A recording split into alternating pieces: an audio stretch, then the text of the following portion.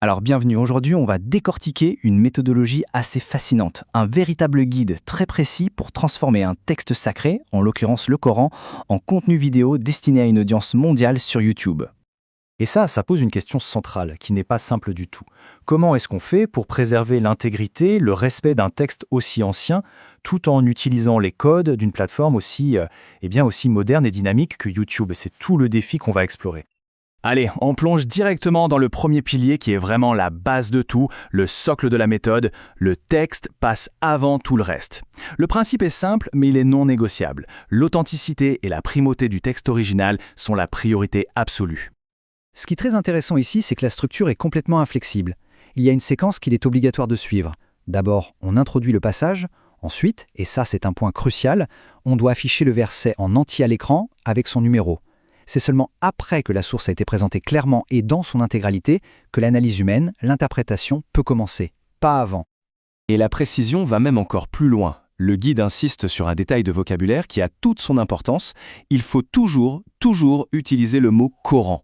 Des termes plus généraux comme la source ou le texte, c'est à éviter.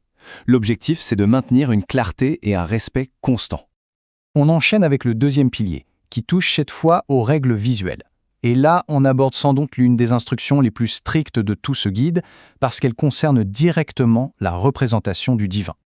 Voilà la directive centrale telle qu'elle est écrite. C'est une règle absolue qui est ancrée dans un principe théologique fondamental en islam. L'idée, c'est que Dieu est considéré comme unique et au-delà de toute comparaison possible. Donc, par définition, aucune image, aucun symbole ne pourrait jamais capturer sa nature sans la limiter ou la déformer. Et pour qu'il n'y ait vraiment aucune ambiguïté, le guide donne des exemples très concrets. Il ne s'agit pas seulement d'éviter de représenter une figure humaine, non, ça va plus loin. Enraciné dans ce principe d'unicité, même l'utilisation de symboles abstraits comme le soleil, une source de lumière intense, ou n'importe quelle image qui serait utilisée dans l'intention de représenter Dieu est formellement interdite. Le troisième pilier nous fait basculer dans les subtilités de la traduction. Et ici l'approche, ce n'est pas du tout une simple conversion de mots d'une langue à l'autre. C'est une vraie recherche du sens profond, pensée pour une audience qui ne connaît pas forcément les concepts islamiques. Le concept clé ici, c'est ce qu'on appelle la terminologie religieuse.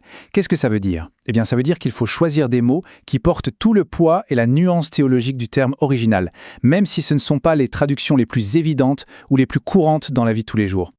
Et cet exemple illustre parfaitement le concept. Pour traduire l'idée d'adoration exclusive de Dieu, une traduction littérale un peu rapide pourrait donner le mot dépendance.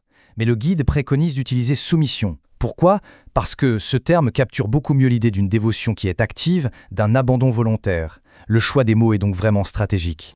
On arrive maintenant au dernier pilier. Avec celui-ci, on quitte un peu le champ théologique pour entrer dans le vif du sujet de la diffusion.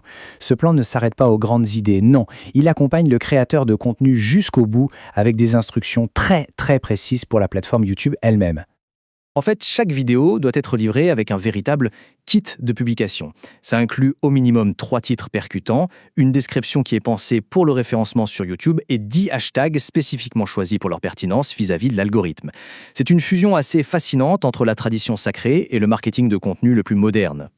Donc, en résumé, si on prend un peu de recul, on se rend compte que ce n'est pas juste une liste de règles ou de contraintes. C'est une stratégie complète, cohérente et très réfléchie. L'objectif est double. D'un côté, garantir un respect absolu du texte source et de l'autre, maximiser la clarté et la portée du message sur une plateforme numérique mondiale.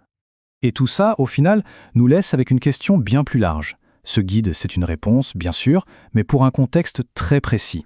Il nous invite surtout à réfléchir.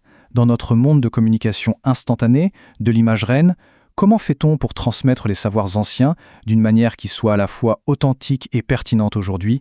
La question reste ouverte.